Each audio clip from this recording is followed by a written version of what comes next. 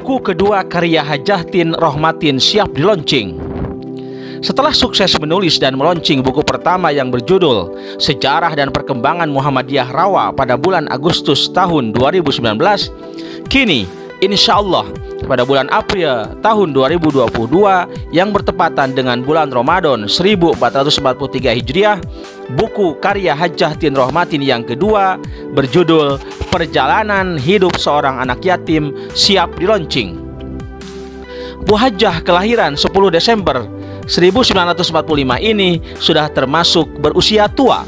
Sekarang berusia 76 tahun lebih 3 bulan. Dari segi usia memang benar beliau sudah tua, tapi dari segi semangat untuk berkarya dan berbagi, beliau masih terbilang muda. Bahkan saya yang berusia lebih muda dari beliau merasa iri atas spirit beliau dalam berkarya nyata untuk umat dan bangsa. Ada pepatah bilang, experience is the best teacher. Artinya, pengalaman adalah guru yang terbaik. Pengalaman hidup beliau sejak kecil sampai sekarang berhasil direkam oleh ingatan beliau yang masih tajam. Lalu beliau tumpahkan kisah nyata atau true story kehidupannya dalam buku yang kedua ini. Buku yang kedua ini terdiri dari 13 bagian atau chapter kisah nyata.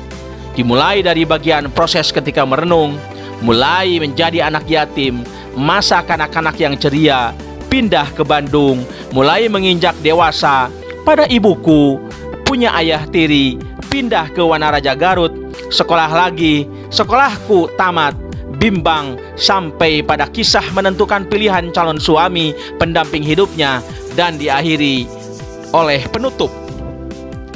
5 daerah disinggung dalam buku inspiratif ini, yaitu Rawa, Singaparna, Wanaraja, Sukawening, dan Bandung.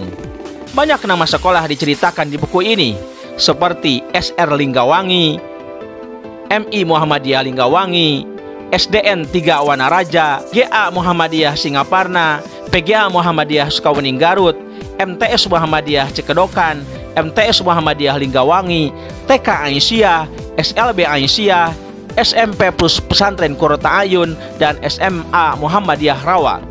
Puluhan nama tokoh atau guru dan warga yang pernah berinteraksi dengan beliau disebut dalam buku ini. Yang tak kalah menarik dari buku ini adalah di samping kisah yang menyedihkan, mengharukan, seru, berani, ada juga kisah lucu yang membuat para pembaca tertawa terbahak-bahak. Kisah yang paling menyedihkan adalah di saat ayah beliau diculik oleh orang yang tak dikenal dan meninggal dalam keadaan tidak diketahui di mana dikuburkannya. Hidup prihatin tanpa ada ayah. Bahkan sempat hidup di Bandung di bawah asuhan saudaranya, berpisah dengan ibu dan adiknya. Kisah mengharukan di saat orang lain setelah tamat sekolah menikah, tapi beliau justru meneruskan sekolah dan lulus diangkat pemerintah sebagai guru agama di sebuah sekolah di Garut. Ada kisah seru di saat berada di Rawa Bancong menuju Singaparna. Beliau tak sengaja menepuk kuda delman yang penuh dengan penumpang karena kusirnya turun ada perlu terlebih dahulu. Dengan kaget, beliau dan seluruh penumpang panik karena kuda berjalan sendiri tanpa kusir, apalagi berjalannya semakin cepat karena tak sengaja pula oleh beliau dipecut. Kisah yang menunjukkan keberanian beliau adalah ketika sekolah di Bandung, usia SD, beliau berani menasihati guru SD yang pria untuk Jumatan karena kelihatan olehnya ada guru pria yang tidak Jumatan. Ada juga kisah lucu, yakni temannya di PGA pada waktu belajar bahasa Inggris bab superlatif. Ditanya guru bentuk superlatif dari good, malah temannya menjawab gooder, goodies. Harusnya good, better, best. Tentu ini yang paling menarik pula untuk disimak, yaitu kisah nyata para lelaki yang berjuang untuk meraih cinta beliau.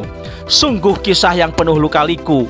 Ada rasa malu, bergetar hati, menunduk, malas, semangat, menolak, sampai akhirnya menerima sosok seorang guru agama yang sekarang menjadi suaminya, yaitu Ustadz Haji Oma.